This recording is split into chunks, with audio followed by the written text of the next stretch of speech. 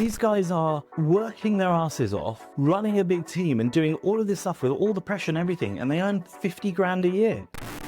If an alien came down tomorrow and looks at a physio clinic and an owner and they said, hold on, you opened up a business where you're charging money, but if someone waits a few weeks, they can go and get exactly the same thing for free. And I think that there's this dream of, I'll buy 30 clinics and I'll sell for 40 million pounds. To who? To It's not going to happen. If I hold up a t-shirt and say it's 50 pounds and this one's 300 pounds, you're going to say the 300 pounds one's better. But it's how human nature is. You've got a margin of 30 pounds. If it costs you 45 pounds to acquire a patient, you've got a problem. Leads mean absolutely nothing to me. I want to see what the ROI is on that. And before you give me any kind of ROI, because you're getting me 300 leads, yeah, I want to know which ones turn into patients, but I want to know the LTV of those patients. It's a great marketing trick. Jared, I'm going to do some Facebook campaigns for you and I'm going to get you 100 leads. And you go, oh, 100 leads, that's fantastic. But I'm not taking any responsibility for converting those leads. I'm not taking any, if you don't convert them, that's your fault. Now I've got product to sell you. I've got the mastermind marketing outreach bots, whatever other bullshit they come up with. Michael, thanks so much for coming in. Why don't you introduce yourself quickly and then we can get Sure. chatting. Well, it's really good to see you again because we haven't seen each other for a couple of years. Couple of years. Time flies. I'm Michael, last name Schumacher, which always gets a laugh. Used to get me into any restaurant. Sure. Once. I do remember many years ago, it was Saturday night in Zuma, and my friend, she called up and said, table for two for Mr. Michael Schumacher. And they said, of course. We get in there and they asked for ID as well, and they couldn't turn me away. And at the end, the chef came over, or the person came over and they said, the chef was so excited to cook for you. And now quite disappointed. And now he's just really pissed off. But yeah, Mike Schumacher, and I founded HMDG, which is a marketing agency for clinic owners, MSK clinic owners. We do a little bit more healthcare now, but initially just MSK clinic owners, and started that in 2019 with my girlfriend, now fiance. Thank you.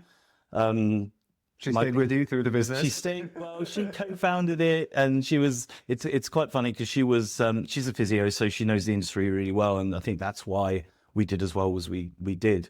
But yeah, she was kind of the driving force behind it. She was the operational, organizational thing. Everyone looks at me as a loudmouth guy at the front, and I was in charge. Well, I wasn't really. I shouted a lot. It was really, really interesting. She's now fiance, and she's now actually managing director of the company, and I'm doing more strategic stuff. Awesome. So 2019, that's 7 years ago. The world has changed. You've seen the pandemic, you've seen AI, which arguably is another pandemic. So you're now looking, you've got foresight, hindsight around what it's like to build a business in healthcare, what happens in healthcare over the course of 7 years, the UK health, take us back 7 years. So much change. When we first started, there was a massive gap in the market. I think healthcare has always been very slow at innovation and transformation. Why? I agree, but why? Yeah, I don't know. I think partly there's very low margins in healthcare. Especially in the industry, the part of the industry that we're in. And so there aren't a lot of tech companies jumping up and down thinking, I'm going to build the best solutions. I'm going to enable, it's just not there. I think also, in many other industries, you've got a McKinsey or a KPMG who are pushing things forwards. You don't get that again because of the margins. I think that's partly it.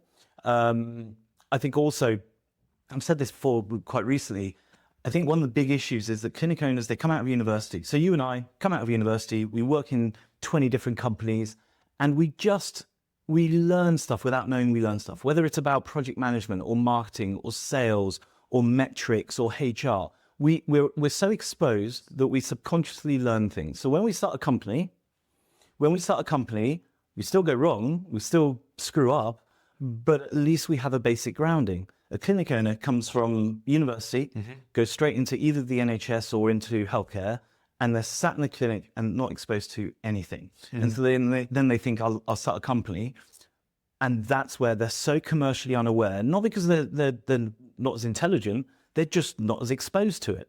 And so simple things like, what KPI should I track within my business? They don't know. Clinically, they do. How do I track outcomes of the patient? And so I think that because of all of that, I just think there's been a lack of innovation. Digital transformation hit a long time ago. In every other industry, it's still happening. There's still clinics without online booking systems, which is crazy, hard to believe. Yeah. And I think there's also a real defensiveness sometimes in this industry where people believe that everything is about human to human and technology is a terrible thing. And I can understand that, but I think it's quite plainly not true. But I think because people are so defensive, they want to sit back. It's a bit like, I saw a LinkedIn post not so long ago with a really good clinic owner who was talking about, well, AI call answering and AI in clinics, it's so expensive, and I can actually pay someone less to do that, and it's not what people want. Probably what an accountant said when computers came out. What they forget is unit economics, and the fact that, well, actually you can free up that person to do 20 other things instead of just answering the phone. And customer experience. I would much rather, let's take AI call answering. I'd much rather be able to call someone 24/7 and get an appointment booked in than leave a voicemail, right? And so I think, and then also it's implementation. I think if you're implementing, you don't just take AI and go to my business and happy days. I think you have to think through the implementation of that, and that means looking at other processes within the business.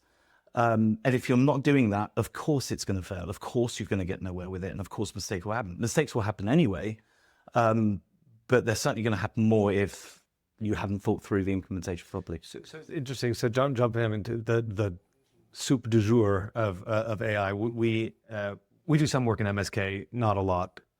We work with some MSK practices, actually a few groups now that are engaging with us. One of the groups, 3-site, probably about $1 million in turnover. So one flagship, 2 concession, sort of model.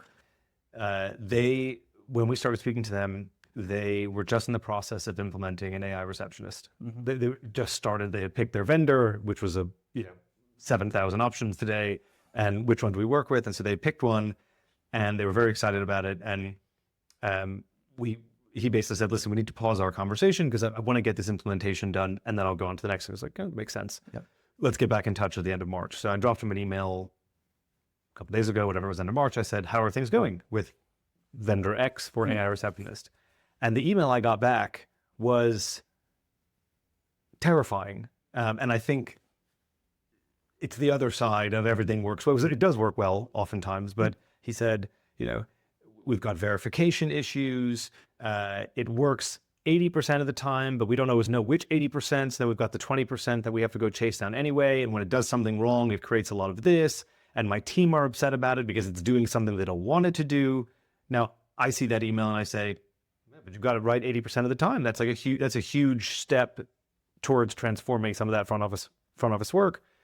But you can tell that there's this, I'm getting burned, sort of like this skin on fire sort of feeling. I wonder if you and I were to choose a software product, I think our process of choosing a software product will be very different as well. Let's see. Go on. So what do you look for? I think we both look for the same thing. I don't think clinic owners do. Okay.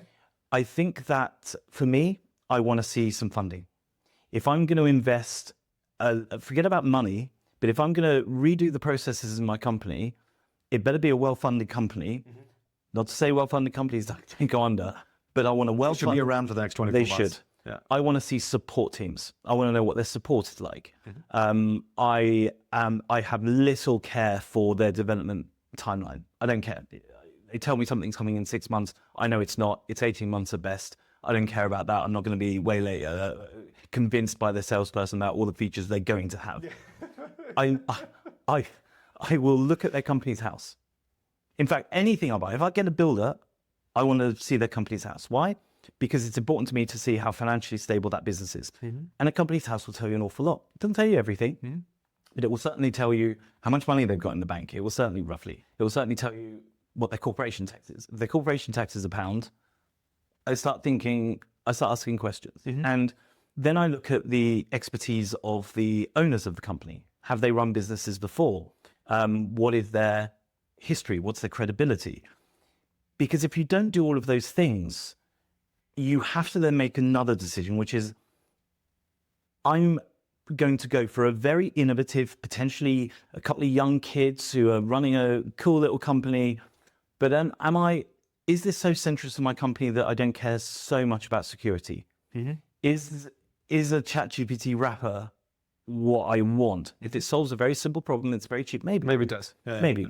But if I'm going to connect my entire systems to things, so I think that these are things that we ask because we understand tech. I think you obviously understand a lot more than I do, but these are things that I would ask, and I've worked in accelerators and so on. So I don't think clinic owners do that. I think that they look at the product and they see it looks good on the front end, and they say, let's go with it. And I think that's where mistakes are often made. What do you think? I completely disagree. Do you? Yeah. I was going to completely. What I agree with. So I think what you described, the things that you look for, I agree with. How we used to buy in a previous business, we used to buy medical hardware, big laser systems. You're going to lay out $500,000 on a box. You look at you visit the factory, you look at the line, you check this, you check. Obviously, these are not startups; these are established companies. But I think the depth of due diligence on a supplier, I completely agree with. Yep. So on the same boat. My experience trying to sell technology-enabled solutions into healthcare providers is very, very different than that. You talk about like the shiny front. I have found that many of the healthcare providers that we work with have been torched by the shiny front, and they want to go deep.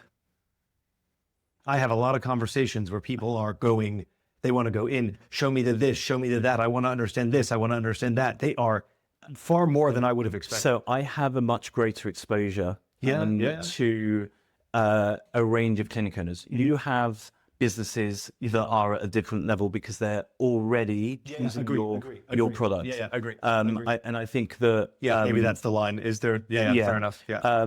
I think that there are that's the 10%. Yeah. Okay. Fine. And I imagine that I understand that particularly on the payment solution point, there is very little point, for example, in if you're turning over 150,000 and 80% of it is revenue, is insurance, there's probably a little point in going with coherence. So you would need to be generating the volume, the volume and the revenue. Yeah. We just released the private practice barometer. I don't know if you've looked. Which I saw and I read, and I think everyone should be doing that in every vertical. I think it's absolutely fantastic. Yeah. But the most interesting things from that were what clinic owners actually earn. For me, there's a huge amount in there. Sure. And for my team, Yep. they were like, hold on, these guys are working their asses off, running a big team and doing all of this stuff with all the pressure and everything, and they earn 50 grand a year. Yeah. And that gives you a real insight into the clinic owner, because it is hard, right? It is really hard. And so you said about $500,000 on hardware. Maybe it's only £100 a month on some piece of software. Mm-hmm. That to a lot of clinics is a lot of money. A big number. But it's also, moreover, it's less about the money in some ways. It's that if they do something wrong or something's wrong, let's say AI answering, and they lose 20% of their clients, let's say it's 10 patients. That 10 patients, LTV of £300, hypothetically, that's £3,000. Mm-hmm. It's a big number. That's 20% of their profit. Totally fair. And so I think that the Barometer opened a lot of people's eyes. Mm-hmm. I mean, I get into the Barometer because I think it's a really interesting product, and there's a reason we did it. And I think it's for me, it's one of the most important things we've ever done. Mm-hmm. And I think it's massive for the industry. But I think it really does highlight the difference in clinics throughout the country. Such a small percentage turn over £1 million or more. The majority are in that very small sort of £200,000 to £500,000 stage, at which their margins are. Is that changing though? So I ask because there are a few groups that we're engaging with right now. One has 40 sites, one has 10 sites, but big sites. One I think has 60 sites. someone's eating up, like some bigger fish is eating with private equity money and starting to hoover. Is that, do you see that in your your customer base? I do, and I think it's going to be very short-lived. Because We both know what private equity is all about, and it's about making money, and it's not necessarily about patient outcomes. And I've seen a lot of companies come into the space and see a clinic generating a 25% margin and saying, we'll get that to 40%. You won't. That isn't how this industry works. I think that they don't understand the kind of culture in the industry, the issues when it comes to recruitment, the issues when it comes to the tech that's available. And this isn't the veterinary industry. It just simply isn't.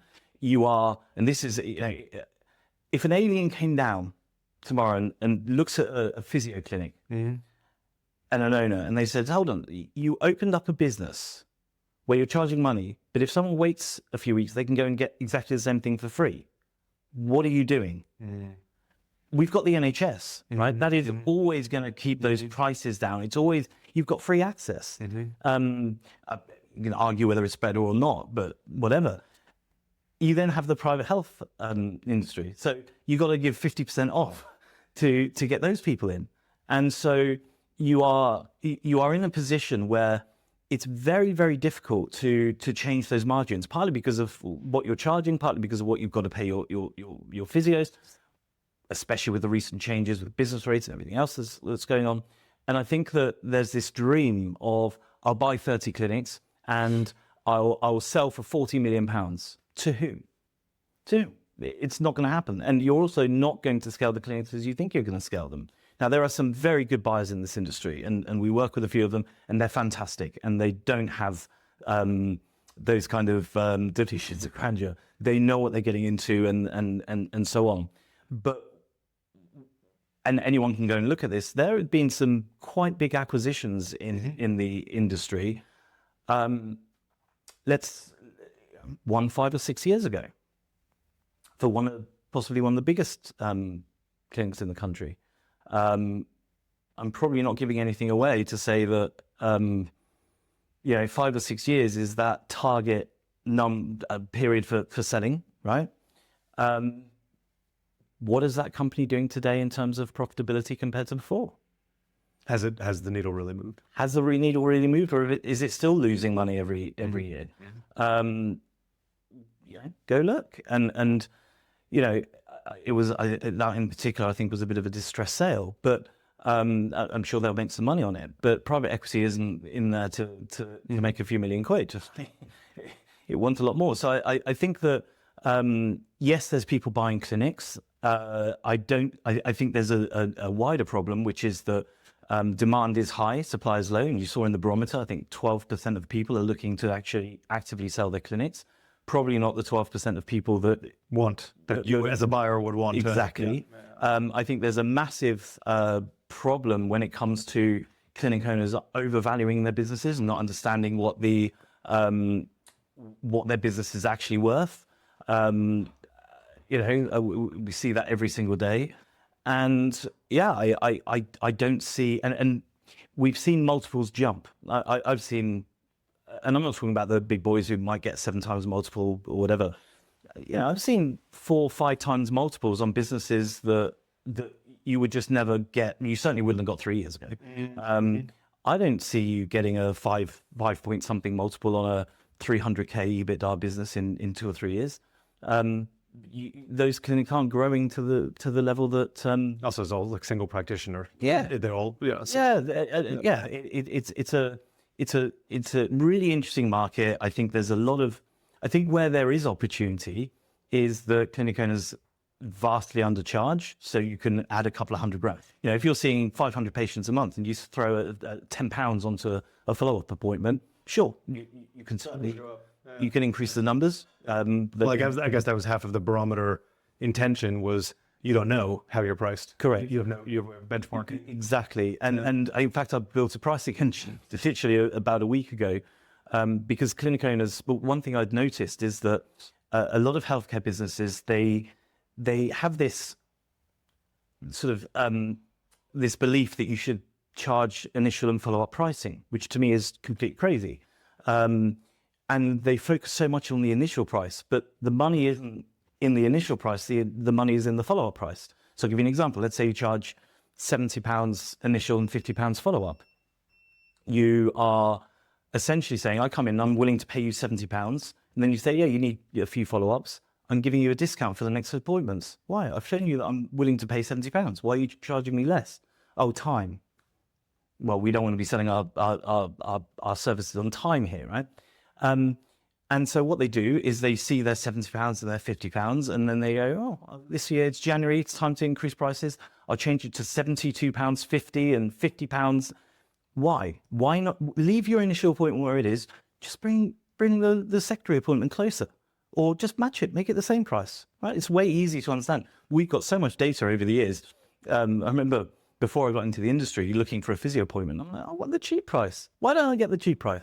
And what's interesting is a couple of things. Is the psychology. If I see a price that starts with £70 and I see a price that's £50, the £70 is it looks more expensive because of the gap. If it's 65 and 70, the 70 psychologically feels cheaper. And we also see people, he's Hotjar and whatever, we see people moving around the pricing and kind of being confused. And let's be honest, no patient in the world has ever gone, cool, that's a good follow-up price. I'm going to definitely choose this clinic. So throw an extra tenner on your follow-up appointment, leave your initial appointment. So I built this engine to kind of show what that would do to your business. You know, for your average business, you can throw an extra £100 profit onto your business, onto your bottom line pretty damn easily just by throwing a few quid onto there's a great sort of business guru in the US, as there always are, and they say you should charge so much that it makes you feel sick. Yeah, charge as much as you can. Whatever you feel uncomfortable, charge that, because oftentimes A, people will be willing to pay it, and B, you're grossly undervaluing the quality of the experience that you're delivering. Correct. And in healthcare, there's a couple of other things. And one is, and we saw this in the Barometer, the more you charge, the more people are likely to stay, which is an interesting concept, isn't it? But I suppose the more I pay for something, the more I have trust in it and value it. So when someone who charges me £5,000 a day for their consulting says, you must do this, I'm probably going to do it. Somebody who charges me 200 quid.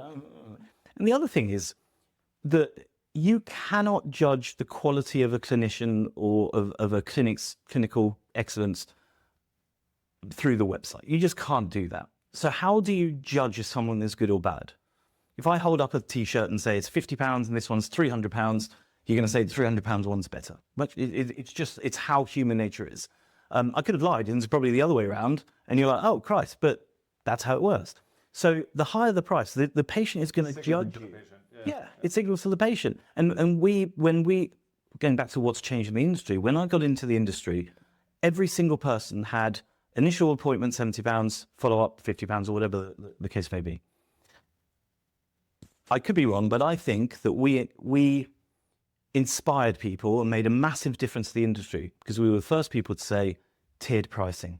When you go to the hairdressers, you can pay 50 quid for your out of uni graduate, or you can pay £500 for, the stylistic director. Why are we not doing that in the world of MSK? You price an experience. Yeah. Exactly. So we push that really hard. Now, the amount of clinics that are doing this in the industry is huge. And every single one of them does incredibly well. And guess what? The most in demand is always principle. The principle. Always the way. And that goes back to the kind of the fact that owners just aren't that commercial. When you're putting your pricing up arbitrarily because it's January, without thinking what's changing in my business, what are the variables that I need to consider? Oh, I'll just put my price up. That's not pricing strategy. And every business, every serious business in the industry or in any industry needs a proper pricing strategy. You don't just guess and hope for the best. You might do it at the start, but you've got to think about it carefully because it impacts the business so much. And so a lot of what we do as a business is really think about, understand that these clinic owners are wonderful people, but we have to help them with some of the basics sometimes. We have to also make them slightly less worried about making change. And I just on the pricing example, let's say I say to you, you can keep your prices the same, or you put a tenner onto your follow-up price. If you keep everything the same, okay. If you put your tenner up on the follow-up price and it goes wrong, let's say it goes wrong, you've got to let it run for 4 to 6 weeks to test it. What could you lose? 5 grand? Okay. What could you gain? 200,000? Well, listen, on a 5,000 versus 200,000 pound bet, Roll that dice every time. every single time. Every time. Right? And when you put it like that, you kind of think about it and go, yes, okay, I get it. But it's very difficult when you are, and we know what it's like in business, you're in the business and you're under pressure and so on and so forth. It's very difficult to make kind of objective, unemotional decisions. But when someone puts this numbers in front of you, it's really do it. It's really interesting. So a huge part of our business is lead conversion and patient retention. Yeah. And we don't sell software. We use our own software to deliver the outcome, right? And so we have it's actually not an MSK, it's in medical aesthetics and dermatology. It's a different business, different pricing, etc. We have been chasing this. They do about 2 million in turnover, 2 sites. They're opening a 3rd site. We've been chasing this clinic owner for probably 6-7 months. We'd love to work with you. We think it'd be a great fit. We think there's huge opportunity here, et cetera, et cetera. Oh, thanks. It's not the right time, not the right time. Fair enough. Then they had someone on their team quit or leave, or I think they moved back to Australia or whatever it was. And this person was their booking coordinator. We kept saying to them, listen, a lot of clinics have booking coordinators. There's nothing wrong with those booking coordinators. Those booking coordinators have a finite capacity to engage the inbound volume and the patients that you have on your books, and their workflow is like 1 by 1 by 1. So you're only going to get so far. And so we finally got our shot because she called us and said, listen, my booking coordinator is just leaving. It's a huge thing. They were a big part of our team, blah, blah, blah. I'm going to go out and recruit for a new booking coordinator. But before I do that, go for it. Mm-hmm. Have a good time. And so we were working there for 3 months. No new marketing spend, 0 new marketing spend. And in the last quarter 1 2026, based on comparison to quarter 1 2026 last year, or even quarter 4 2025 last year, 2025 the year before, reactivation of patients who are not been in 6 months is up 109%. And lead conversion, based on previous quarter, is up 49%, no new marketing spend. Now, you just gave the example of roll the dice. It's a 5K risk, 200K upside. And in this clinic's case, it was like roughly 5, maybe 6K, our cost of service, right? So 6-7K of working with us, given the clinic size. And the upside in this case was £150,000. Not made up money. Like, yeah, like measurable. People in the door, booking appointments, showing up, getting the thing. I say that because this tension that you're describing, that like, how do you weigh it up? I think it's and it's not the gain that is actually the interesting thing there. It's that you've been looking at this for 8 months. Imagine the loss. Yeah. Right? That's the way to do it. You're right. And so for 8 months, they probably lost what? 200,000, 300,000? Easy. And so it's that massive loss that you've had as well. And I was talking to Clinical not so long ago, and I said, we were talking about recruitment. And recruitment is hard, right? Especially in this industry. And he said, my clinicians make me about £750, £800 a day. And we're down 1, and it's been 2.5 months. Mm-hmm. And I said, I know recruitment consultant in the industry. I said, use Laura. He said, I looked at it, but she wants like £6,000. And I said, well, that sounds like a lot of money, but you're losing £750 a day. Yeah. So it's like 5, and also, 6 days. And also, she is saying to you, I'm going to work for free and do nothing unless you accept the candidate that I give you. There's not many industries where you can get someone to work for free unless they find you the right person. Or, And so it's no risk to engage. And if she finds you the absolute All best upside. candidate, it's all upside. And you're talking about 5 days, 6 days. Like, you've lost tens of thousands of pounds. Interesting. Use her. And again, it's that disconnect between This is what you've lost. this is what you've lost and this is what you could gain. And I think the reason for that is, and I do want to say, and I think this is really important, I don't want this anything that I say today to sound like it's a criticism. No, not at all. A little bit like, they're not commercial. Why? Because they're not exposed. It's not that they're not intelligent or not very good at what they do. They're just, they live very different life in that sort of business. And so an example is, when you and I have money in the company, we don't see that as our money. That's the money's company that's ready to be invested, to be used, to be deployed in whichever way we see fit to grow the business. For most clinic owners, because of the margins that they have, they treat the business account like their personal account. So when they're making a decision, do I spend £6,000? First of all, that's a large chunk of what they've got in the bank.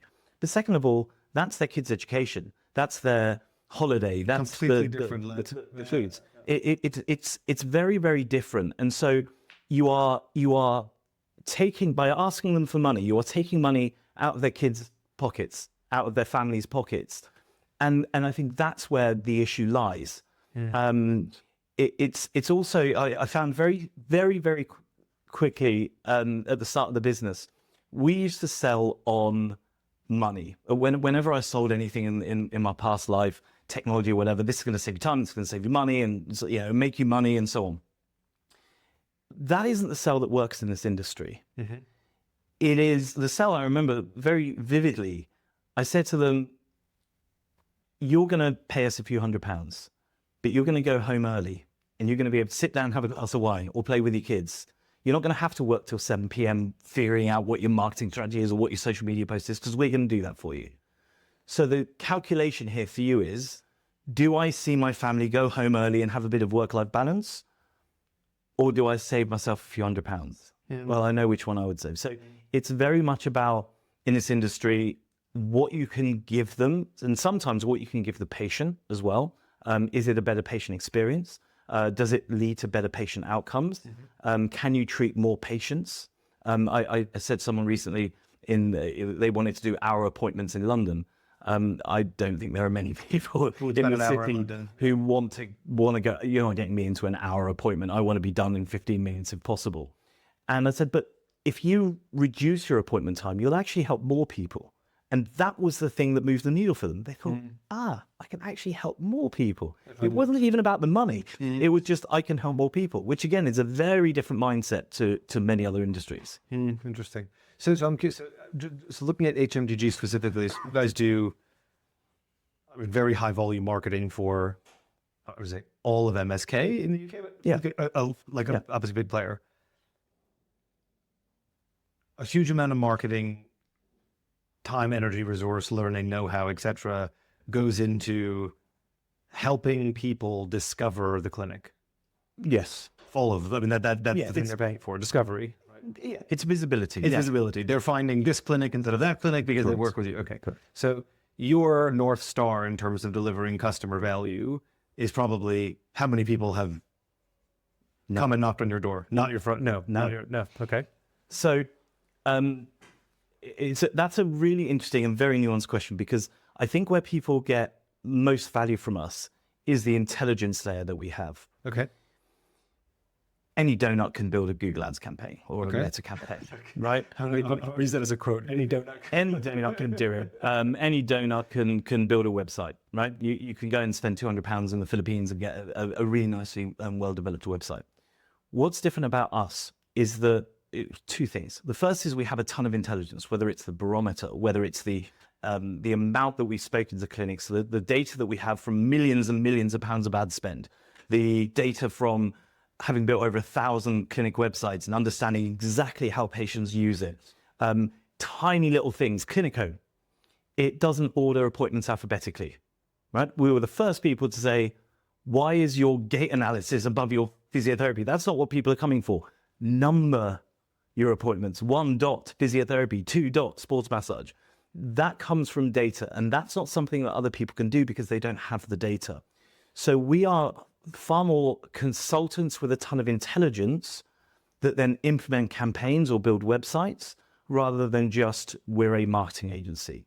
But beyond that, what we found is that a lot of the time, and I would love to say you cannot buy marketing from us without consulting. Now that you can't do that, I wish we could. But why? because a lot of the time marketing is a sticky plaster for something that's going wrong in the business. Completely. So the majority of the time that we spend with clients is not talking about their Google Ads numbers or it's about what's going in the business. You know, your 4 of your clinicians have got a PVA of 1.2. Well, now is not the time to do marketing. Fix that. Or someone will come to us, and I remember this happening early on. They said, "Oh, I want to spend £500 on Google Ads, and this is." And I think we figured out what they would get in terms of ROI. And then I asked the very simple question, which I don't think many other marketing agencies would ever ask, which is, how many of your physios are on PAYE? 0. Okay, so at best, you're paying your physio 50%. At best, your margin on that is 40, right? You charge £60. It's been nice. My maths is terrible. You've got a margin of £30. If it costs you £45 to acquire a patient, You've got a problem. You've got a problem. So we don't want to be marketing for, a 40% margin. It doesn't make sense. There are other things we can do that are much, much, much cheaper. So maybe we don't look at kind of demand acquisition. Maybe we look at SEO, and now it's much more around AI SEO and getting seen and so on and so forth. So a lot of what we do is about visibility, but that's almost secondary, because I could not market cars. I know nothing about cars. I would never dream of marketing cars. They look nice. Great. If you don't understand the core intelligence and the core metrics behind these businesses, you simply can't market them. And so I think that is where our USP is. Who else knows what the acquisition cost is for gait analysis, what their profit margin is on a gait analysis versus nail surgery, what the LTV is on each one? Because it sounds great. Gait analysis, £500. Yeah, but your patient comes once, maybe twice. If you get a podiatry patient you get the idea. Super interesting. So one of the, now I'm going to think differently about how I sell what we do to this conversation, but we have a lot of conversations with clinics where we say, we think you're leaking here and here based on the numbers you've given us. This patient volume, your retention is a bit sketchy. You're losing a lot at the front door. A lot of clinic owners that we speak to, they say, oh, our lead conversion process is really strong. And we'll say, how do you know? And they say, oh, we have 200 new starters a month. So great. How many people knocked on the front door? No idea. No idea who knows. So I said, so you think you have great lead conversion because 200 people are starting with you a month, but you don't know how many people knocked on. What if 7,000 people knocked on your front door and you only let in 200? How do you even know? I'm literally ready to explode as well, because there is something that is insidious in this company, in this industry, which is the SMMA marketing agencies who come in, and it's normally a kid in their bedroom who knows how to run the odd Facebook campaign, and they say, pay us £1,500, include your ad spend, and we're going to get you loads of leads. I couldn't give 2 fucks about leads. Leads mean absolutely nothing to me. I want to see what the ROI is on that. And before you give me any kind of ROI, because you're getting me 300 leads, I want to know which ones turn into patients, but I want to know the LTV of those patients. And I want you to put in the cost of the person that is having to call out to these people, that is having to WhatsApp these people, that is having to chase these people, because that's a lot. And also, you're giving away discounted sessions or free sessions here. So I want to add into your overall cost how many hours of time you've spent. If your physio is worth £60 an hour and you're giving away free appointments, you 10 hours, that's £600, my friend. Add that to your marketing cost. Add that to your agency cost. Add the £40,000 that you're paying the administrator. Because when you start doing that, a lot of this nonsense, not to green and glorious. Oh my God, they don't see it. They see, and it's a great marketing trick. Jared, I'm going to do some Facebook campaigns for you and I'm going to get you 100 leads. And you go, 100 leads, that's fantastic. But I'm not taking any responsibility for converting those leads.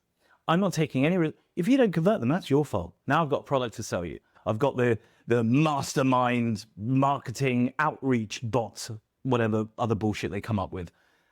That's the stuff that is insidious, and it's not okay, because they are preying on people. And this is what pissed me off. I don't know if you're ever in this position. I remember being poor as hell at uni. I remember being like struggling along, and when you are vulnerable, when you're in that position, you're vulnerable, and someone shows you a shiny little coin that says, "I've got a silver bullet. I'm going to fix it all for you." You put your money into it, and I that stuff disgusts me. And you see that in healthcare in general as well. Someone says, "I've got a really serious problem." You can sell them anything, right? They're vulnerable. I had a really terrible neck injury not so long ago, and I would have bought anything to fix it. I didn't care what the money was. And you are dealing with vulnerable clinic owners. You're not giving them the full story, and I don't think that's okay, because if we're doing marketing, I want to know, what has that actually resulted in real money? Like I said, you need to know if these people are on PAYE or not. You need to understand the cost of the business. If you're, and this is one of the reasons we did the survey, the Barometer, if your average revenue per hour is £42 in your clinic, well, then we need to look at something else and not just marketing.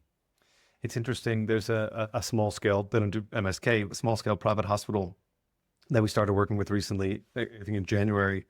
And there's a new commercial director who's just come in, very commercially minded. You can imagine what was happening beforehand.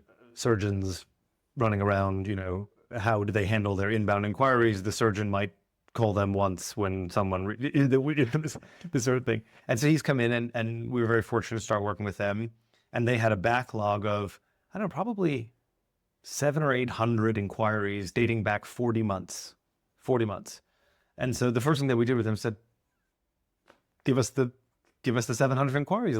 Let's go see what's swimming around there. Let's go have a look. And so we pulled it through the system. We started doing outreach, and we ended up converting, out of this, whatever, 600-700, probably 7 or 8 people for a surgical consultation. Now those people go ahead, it's 10 grand contribution each one. And so he said to him, you've got all this inbound happening. Now they started working with a marketing agency. We don't know much about them. Seems like a good guy, the person who runs it. And now you've got lead flow, but what's the quality? And we have a call with them now every week, and we say, listen, we've contacted this number of leads. We've spoken to them. We use our channel mix. We send the right message at the right time, blah, blah, blah. And FYI, of the 100 leads that we engaged with last week, 95 of them didn't know you were located in London. 95 of them, their first response to our average was, where are you based? Yep. So you're spending time, money, effort at now our cost, messaging. This starts to stack up, and whatever is happening in the funnel, they don't even know where you're based. Yeah. What are people doing there? And I think that speaks to in healthcare, it seems to all be about volume. It's 100 leads, it's 300 leads, it's 500 leads. I'd rather have 2 good ones. And as an agency, you don't want to get into that discussion of, I want more leads necessarily. It's we don't do leads. Leads to us is a really dirty word. The moment someone says leads, we say, shut up, we're not talking about leads, because it's very easy to get leads. You just give free stuff away. We give discounts, but is that what we were talking about earlier about high quality healthcare? And if you're giving something free away, you're getting the wrong person. We get a lot of people saying, should I go on Groupon? Absolutely bloody not. That's not how you do it. It comes back to the basics. I don't think marketing healthcare is very difficult at all. I think it's the same as marketing a plumber. People go to a healthcare clinic because they have a problem. So what do you need to do? Well, the most important thing is they need to be visible, right? So if you're on page 15 of Google, if you're not in ChatGPT or Gemini in your snippet at the top of Google, forget it. Your business is dead. You've got to get visible. Great. You've got them visible. Now what? If you're working off some nonsense website that has stock imagery, I saw an aesthetics clinic recently with a load of stock images. That is not where you want to be. You need to be showing authenticity. The authenticity. I want to see people. I want to see who your team are. I'm way more interested in seeing pictures of your team everywhere and what they do for fun than I am whatever else you've got on your website. And then you've got to speak to the patient properly. You can't just say, we do, give a load of clinical stuff with laser wavelengths or whatever it is you want to put. Who cares? I want to know, what's my experience going to be like? I often relate this to, let's take the gym space, because it's very, very similar. Third space is absolutely killing it. And I'm a member, It's amazing. Why? Because the experience is second to none. They've got a fantastic app. They've got a brilliant locations. They've got, when you walk in, it feels like a private members club almost. And they could charge what they charge because of that. And I remember going in for a tour, and what do people go to the gyms for? To lose weight, to get fit, to get stronger. Do you think they showed me anything on their gym floor? No. They said, here's our lounge. Look how cool it is. Look at all the other people just like you, the entrepreneurs that are sitting there and working away. And by the way, we've got really good healthy food place. We've got coffee. We've got this. 20 minutes before I even saw the gym space. And then they went into the change rooms. Look how cool this is, and look at the tech.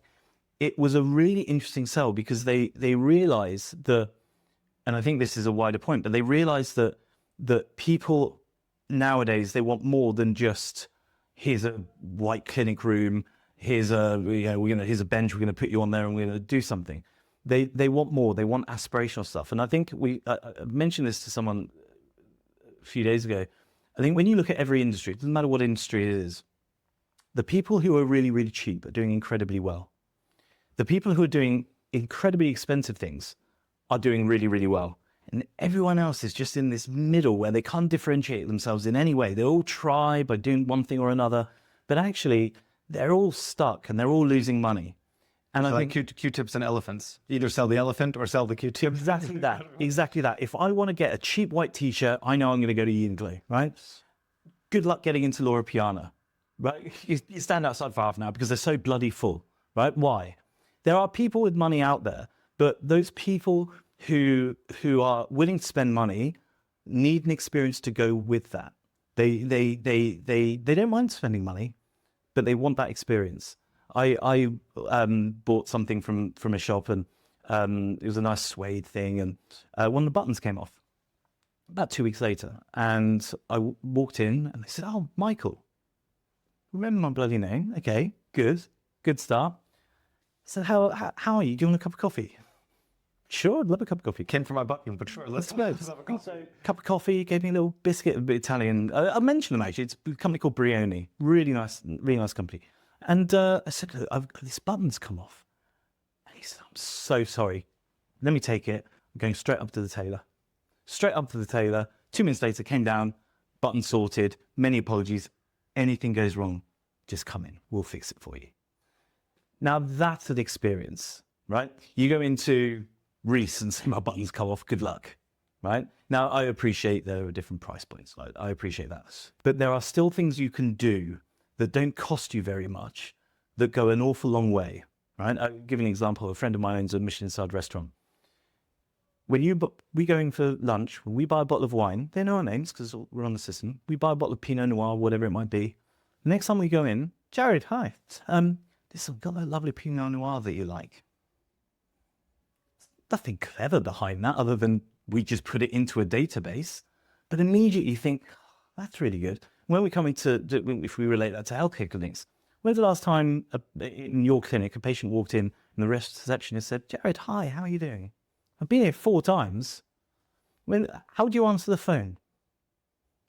How do you speak to people? What are you, in your clinic room, what are you offering people that's more than just a magazine?" You make me cry.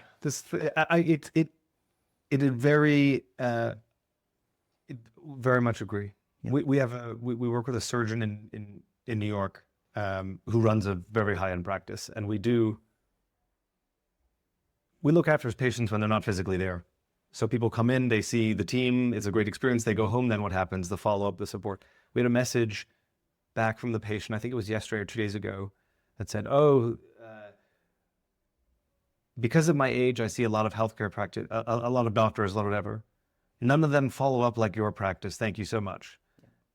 And we shared the feedback because obviously it makes us, if we want to look good to our customers, so we share the feedback to the practice. And the thing that I think he understands about his brand is exactly what you're describing, which is that if you want to keep people in the flow, start to finish, Yes. they need to have continuity, joined up care every step of the way, not just the step inside the clinic, but the steps outside of the clinic. Everything needs to line up. And we have this conversation. I had spoken with an MSK clinic owner in the UK. I won't name names. We had a whole conversation. We told them about what we do. They said, I think we'll just hire someone and offshore them. I was like, okay, go for it. Like, try to join up that experience end to end. When you stick this point thing here and then you fractional hire that person and you pick a point solution here and then you try and have that person send for 3 hours a week but not on Monday, and then that person goes on holiday, it eventually crumbles. It is like an unavoidable route. I think and it also starts even before you get into the clinic, right? So if I go, I won't name the company, but I had to have a surgery for my back and stuff, and I went online to book an appointment. Didn't work. So I had I had one of the team look at it, and they said they've not connected the final button to do anything. So I was like, okay. So I phoned up, and I wrote a newsletter on this to all the companies that we work with. And actually, someone leaked it to this company's CEO, who actually called me and said, your entire experience was horrific. But everything went wrong. Everything that could go wrong did go wrong. But it was that, even from that initial point, your website's going to do the right things. I don't want to put my details into a form and wait for someone to call me back. By the point you've called me back, I've gone somewhere else, right? And so you've got to connect the experience all the way through.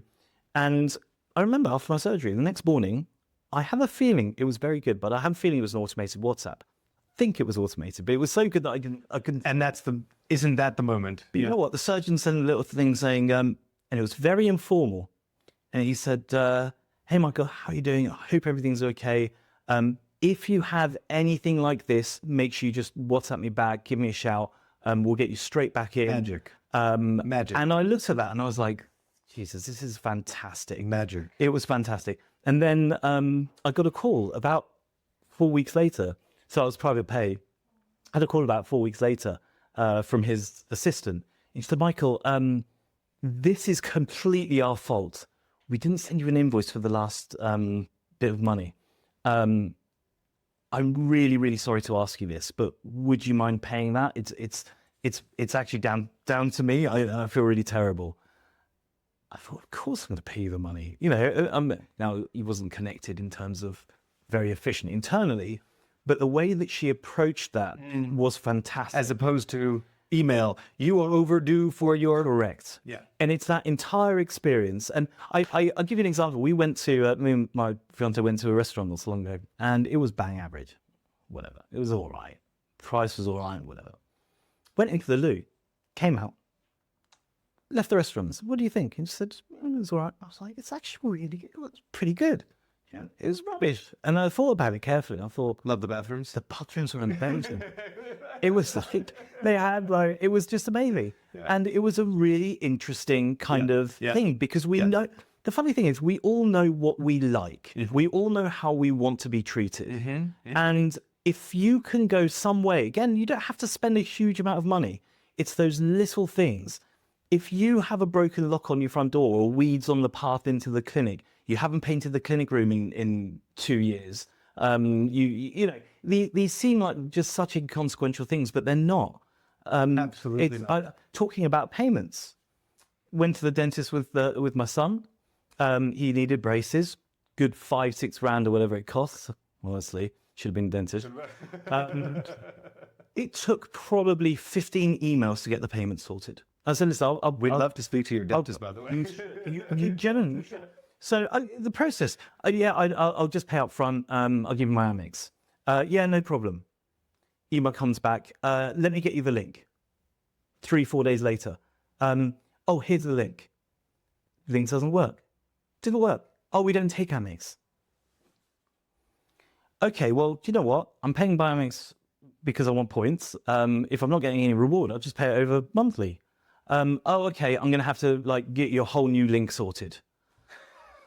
Okay, so anyway, about 2 weeks go by and I finally get the link through, right? And it's a Go Cardless link. We use Go Cardless, I quite like it. Costs a bit too much, but fine. So put my details in and I noticed a £1,600 payment come out. At no point did they tell me that the first payment was going to be £1,600 and then it was going to be equal payments. Now, I wouldn't have minded, but they didn't tell me. And that entire journey was just bad from start to finish. And I will never recommend that clinic because of that. I just won't. That's not also the 30 minutes. It took him to an appointment at 8:45 in the morning. I thought, can't go wrong at 8:45. 30 minutes late. Like, with nothing in between, with someone saying, listen, we really are incredibly sorry. We are very late. Are you okay? That would have, yeah, that's wonderful. Oh, fine. I'll hang out. I'll hang out. I'll wait. Here's a cup of coffee for you. We're massively sorry. It won't happen again, but we've just had an emergency. It's communication, right? We agree on that. We agree. I think we agree on most things. We agree on most things. I think it's really interesting though, because I will tell you now that I can talk to you all day long about experience and everything else. Do we as a company provide the best experience? No. There are always holes, right? Always. You have to do better, and you have to continually audit yourself. I actually wanted to release a product. I haven't done it, but I wanted to release a product which was mystery shopping for clinics. I'll look at Sean because We'll charge you £100 a month or whatever. tell me it's not working. Once a quarter, we will call you. We will use your contact form. We will do various things. And if you pay a little bit more, we'll even send a fake patient in. And we will unearth all the issues within your business. Because I guarantee you, you do not answer. When we build a website, the first thing we do is, just before release, is we test the contact form. And we just put in some details. At best, 20% of people get back to us in the same day. You say that, and all of the clinics to which we say the same thing, and I feel physically ill when we hear that and when you say that, because I just keep imagine you're living in your house and you're throwing a dinner party, and you spend the last 10 years of your life saving up for this dinner party. Everyone who walks in needs to have, like, this is the event, you die after this dinner party. And your doorbell doesn't work. So you don't know when anyone comes and rings the doorbell. So you're just sitting there inside all alone saying, where are my guests? Where are my guests? Yes. But again, I do want to give some leeway, because it's so hard running a business. And when you are clinical as well, like many clinic owners are, you are busy with patients all the time. And you know as well as I do, you bring a staff member in, you give them a certain amount of trust. They're never going to love your business as much as you. They're never answering the emails at 1 a.m. just before you go to bed, right? So it is hard. I don't want to sort of lay blame and say, you're an awful person for not doing it. And then beyond that, I think there is a certain skill set when it comes to sales and marketing. And not everybody has that. And that is the magic of a good marketeer and a very bang average marketeer. A great marketeer understands the patient, or the customer. A great marketeer doesn't implement a good campaign. That should just be a given. But if I'm marketing something, I saw a great Range Rover advert. Man and woman look like they're in an argument, very loud music in this big, beautiful, stately home in the countryside, big noise, whatever. He says, he grabs his keys, walks out, lots of noise. Next thing you hear is this clunk of the door. And it opens. James Bond. And he closes it. And it goes silent. And then the music comes in. It's beautiful classical music. Don't know what car it is. Don't know what the advert's about. And then the engine turns on. And the leaves are falling. Yeah, but they're talking about it now. And then all you see is this little Range Rover thing. And he drives off. Now, it's a pretty misogynistic affects this advert in some ways.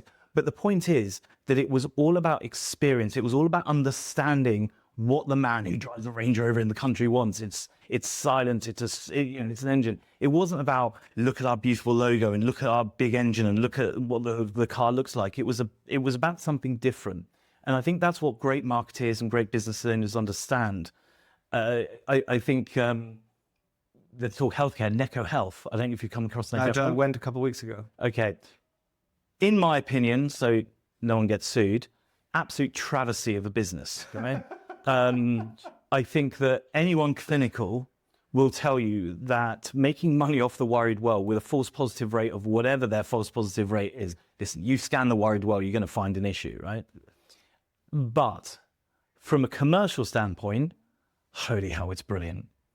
Absolutely, Jesus, they get it, right? Health tech, AI, experience, futuristic. we're going to scan your entire body and you're going to know how well you are and blah, blah, blah. It's brilliant. What is it? 2-year waiting list in whatever, what is it? It's £200-300? 250. Yeah. 250. I mean, cheap really, when you think about like the entire thing they've built. It's brilliant because they understood, like Third Space does, like many other companies do, they understand the market. They understand the kind of patient that wants to come in. They understand what marketing really is. It's in that space. It's not about here's a Facebook ad. It's here's some really cool influencers who are on TikTok pushing. I see it every bloody day. Some cool influencer going, oh, and this is what I've had, and look at the technology, because it's visual, right? It's a really visual product, even though health generally isn't very visual. Yeah. But they've created something that can go viral. Brilliant. I mean, I have to tell you, when I had my scan, which I also waited on the wait list for a while, the experience of being in clinic was surreal. I don't know if that means it's good or bad. I don't have an opinion about that. But I remember when you go through the hallway and you go to the changing area, and they have a place for your phone that it can charge while you're going. And it's like, you really know your customer. But I will tell you something. There were 2 follow-ups that needed to happen after that visit. I'm still waiting. Yeah, I've heard that. I'm still waiting. I have heard. Once at cardiology, and I'm still waiting. This is months now. So and now $1 million doesn't solve everything. And now you're sitting there going, what's wrong with me? It's not great. But they have built a very, very, very clever business. So, I think there's and they've done something else which you don't see much in healthcare, but you see everywhere else. And I think it's so crucial, is gamification. So I have a Whoop. I love my Whoop. I understand how it works. I understand most of the algorithms are just surfacing nonsense, but that's not the point. The point is I look at my metabolic age and I go, oh, I need to improve that.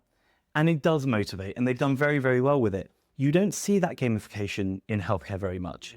Where you see very little tech. Like when you see something like VO2 max, it's fantastic because you're in the 30th percentile of people your age or whatever. This data is kind of great, and you then come back to improve. But a lot of healthcare clinics don't do that. And actually, I want to talk about just in aesthetics, because I don't have a huge amount of experience in aesthetics, but it's something going back to thinking about the patient and understanding the patient. So, Botox. Correct me if I'm wrong here. We do a lot of Botox. Correct me if I'm wrong here. You go back for Botox every 3 months. 3 to 6 months. 3 to 6 months. Yeah. And you are leaving it potentially up to the client, but it is a beautiful recurring revenue opportunity. Beautiful recurring revenue opportunity. And I said to a clinic about 4 or 5 years ago, I said, well, why don't you do a Botox club? Sure. You know that they need to come back every 3 to 6 months. What you do, instead of charging them £300, £400, whatever you're charging, charge them £100 a month. Let it run. Let it run. They get to book their appointment on a special link. They pre-book it as well. So if you want to change your appointment, you can. But you're pre-booked to come in every 3 months. You're paying £100 a month. Really easy. Magic. Amazing. They did it. Oh my God. It was like money and revenue went through the roof. But that's understanding. And I don't have much understanding. I just have a friend who does Botox. And I was like, well, I get it because I'm a marketing person. That makes a lot of sense to me. And again, you don't see enough of that within business, whether that's that kind of idea or gamifying. We see this a lot in medical aesthetics, the rise of the membership. Yes. It's shooting off the chart, and our payments product, as a result, we see a very significant increase in direct debit volume, so on and so forth. We also start to see a lot in dentistry. There's some specialist providers, Denplan, whatever it might be. But the problem is that oftentimes those payment services are around financing. So they take 5 to 11% of that. So a lot of the clinics will do what they call in-house financing, which is basically just pay me over the course of 11 months and put it on a direct debit. But they will do it in a way where the payment is always in advance of the service. So you can come in 4 times between now and the end of the year, but you can only start coming in from month 3. So that way we have 3 months of payment secured against your journey, so you don't drop off after you've had all the. So they're like ways of structuring it. I think the in general, I think what you're describing is like turn your service business into a SaaS business. Right? Yeah, That's basically what it is. because it helps the patient. Completely. It's exactly. I think that's the key element. Yeah. And I think that whether that is, again, gamifying the business to make sure that patients are coming back for treatment and whatever that treatment might be, whether that's memberships. I mean, I know one. I think this is very, very clever. I know one clinic, and I had nothing to do with this. They're an aesthetics clinic, do very well. You don't get treated unless you have a membership. So it's kind of a Soho House. You've got to have a membership. And they will reject more people than they take on. Sure. If you walk in with giant lips and you look silly, there are many other businesses that will work with you. You're a lovely person, but you're not for us. No, they protect the brand. They're protecting the brand. They're saying, if you come here, you are going to do incredibly, we're going to, it's natural here. We don't do silly stuff. And some people want silly stuff, and that's wonderful. Who am I to judge about what someone should look like? But for them and for the owner, this is what she wants to do. And it's a brilliant branding process for her. And it's funny, the more people you turn away, the more people. Yeah, there's a line up, of course. And it's very clever because, you pay your £350 a month membership. It's very exclusive. Everyone wants exclusivity now, right? Everyone wants experience. This is why Soho House is dying and falling over. I won't get into the Soho House story, but there are private members clubs that are doing incredibly well. Not in the in the past, people bought into the name of things. I want to be a member of Soho House. Now, if I go to Soho House and it's a bad experience, I don't care what the name is. I'd rather go to name private members club X. Doesn't really matter. I want to meet nice people. I want to have a nice experience. I don't want to be, and I think again, it's that selling a product that has what people want. Again, whether that's the experience, whether that is doing the basics right. And unfortunately, again, I just don't think that that's happening in healthcare clinics because I think they're partly blind. What else do you want this good man who's given us all the wisdom to talk about? It's a lot of my batteries running very low. That's good. That's good. That's a good. You know what we could do? We could talk about the barometer and how that how benchmarking is so important within businesses because you also have that. We have a lot of that. You have a lot of benchmarking just from, and it's all anonymized and you're not doing anything, bad with it. But I think it's important that when you're working with a company, they can say, that doesn't look right. That doesn't look right. Right. So I think going back to, or just talking about the barometer, the reason that I initially came up with it and the ideation behind it was, genesis of it was that clinics are flying blind. They don't know how they stack up against anybody else. And many other industries, you do. It's how you're doing against everyone else. The best the clinics can do is look at the price of someone else. They don't know what profitability is, what the revenue per treatment room is, what the average profitability of a clinician should be. Where am I on this map? Where am I on the map? And they don't know. Yeah. And so I wanted to build a product that gave them vision into their business. And otherwise you are flying blind, and it's very difficult to run a business when you don't know those things. Is a rebooking rate of 3 good versus 6? Should I be charging more? What should my profitability be? All of those things. And actually, give credit to the new owner of HMDG, Ben. He took that project on and absolutely killed it because it's way bigger than I initially thought it was going to be. And I think benchmarking is so important. And I think that does go back to what you do, because when you're how to choose a software company or how to choose a service company, actually having someone who has experience with a lot of other businesses, it's not about, oh, they must know what they're doing. It's about the intelligence layer behind it, which is, that number doesn't look right to me. Yeah, it's interesting. We one of the things that we do when we start working with the clinic is we map all their booking data. So we ingest all the booking data. We look at where our patients, how many patients came in last month for their first visit that stopped coming in, how many people, what's your cancellation, no rebooking rate, how many patients are just sort of sitting in the back of your database that you've never spoken to, so on and so forth. And oftentimes, and we see this actually a lot in dentistry has been focused on patient recall for a very, very long time, but they are absolutely horrific at it. It is shocking to a point where, for my own dentist, I get an SMS that shouts at me, "You are overdue. Come in and call the clinic." And then at the bottom of the SMS, "But only call us. Don't reply to this SMS." So it's like, no one's obviously going to do that. So we look at all that data, and one of the things that we often find is like the biggest red flag is if we're speaking to a clinic or to a group, even DSO, they say, no, we have a lot of head office infrastructure dedicated to patient recall. The question I ask is like, so interesting. What time of day is your highest performing recall message? And the answer is always, I have no fucking clue. Because sending out bulk emails every 3 months is like, I'm doing the thing that must generate the outcome. But there's no recognition, there's no understanding that actually your emails don't work because nobody reads them. You need to be in this channel at this time with this tone and this message, and that's what's going to unlock some kind of movement. And there are different types of patients, right? So you're going to speak very differently to a female than a male. Older, younger, multi-visit, single visit, it's all different. Correct. And I was laughing then because I get the same text messages from my dentist. And the funniest one I got was, make sure you call us, no number. Exactly. You can just add placeholder text. And no, but I agree. But I guess to a lot of healthcare businesses, this is pure magic. To us, it just obviously makes sense. You try things, you see what works, you iterate, you try different things, and after a while, you've got enough data to say this is the best way of doing it. There never is a best way because you keep evaluating that data, right? I'm sure you don't just go, okay, we found the magic sauce, so let's just press a button. It's the same every single time. You see, the more data you get, the more you change.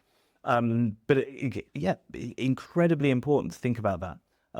Should you be running Google ads at 1 a.m. on a Saturday? Maybe. If the data says yes, and maybe people come home at the end of the night. Right. People with a lot of, if I were running dentistry, emergency dentist ads, I would be doing those very late at night. Yeah. And I would be putting my price sky high. Right. Yeah. There are things that you need to be doing. And I think there are so many examples I can give you where you need to be more intelligent with what you're doing with your business, from a marketing standpoint, from a business standpoint, but it all comes back to one thing, which is what moves the needle. Because I think a lot of businesses, they play around the edges. They play with things that actually don't move the needle. And I always say to my clients, if you can't demonstrate that this is going to make a significant difference to your business in the way you want it to, so if your worry is revenue, whatever you're doing right now, make sure it impacts the revenue. I see, and I am very guilty of this. I will play around with tech all the time and play with the latest tool and toy. I can afford the time to do that.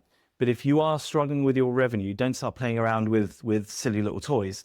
Focus on the things that will make a meaningful difference. And I think also that one of the things that I see in this industry in particular is the lack of high quality external advice. I remember when we got to a few million revenue, I didn't know what I was doing. Right? You hope for the best, but we were pirating a lot of it. And it got to a point where I thought, I need some help. So I messaged a few agency owners, and I found one who had sold his first agency for 25, had sold his second for 12, and was running his third.